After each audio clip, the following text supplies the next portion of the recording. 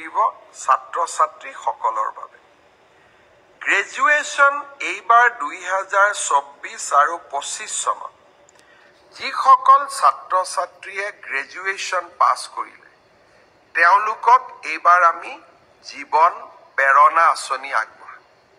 নিযুত মইনাৰ হিতাধিকাৰীসকলে এই আঁচনি লাভ নকৰে আন সকলো যুৱক যুৱতীক এই আঁচনি আমি আগবঢ়াম 1 জুনৰ পৰা এই জীৱন প্ৰেৰণা আঁচনিৰ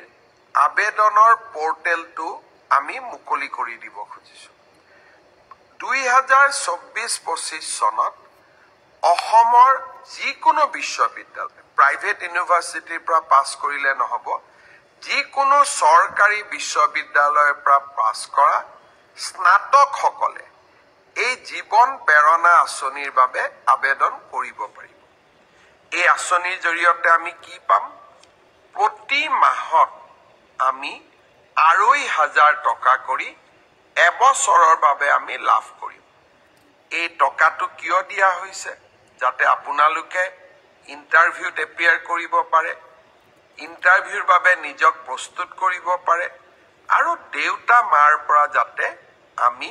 অন্তত এটা বছৰলৈ টকা পইচা বিচাৰিব নালাগে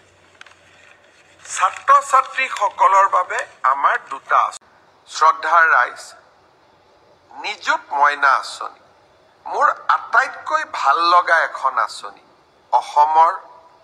মোৰ ছোৱালী ভাগিনসকলৰ বাবে ভাগিনীসকলৰ বাবে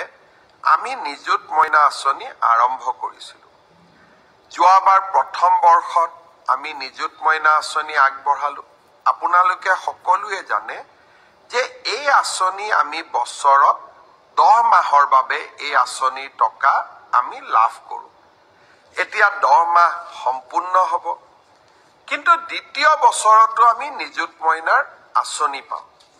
দ্বিতীয় বছৰৰ কাৰণে আমি ইতিমধ্যে আপোনালোকৰ প্ৰপত্ৰসমূহ আমি সাজু কৰি উলিয়াইছো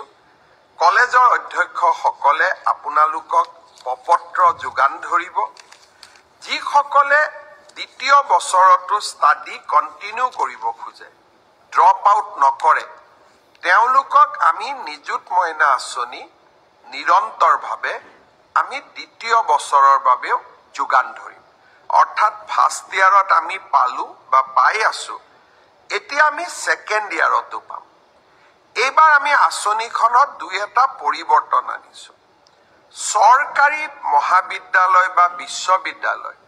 যিসকলে সেলফ ফাইনেন্সিং কোৰ্সত পঢ়ি আছে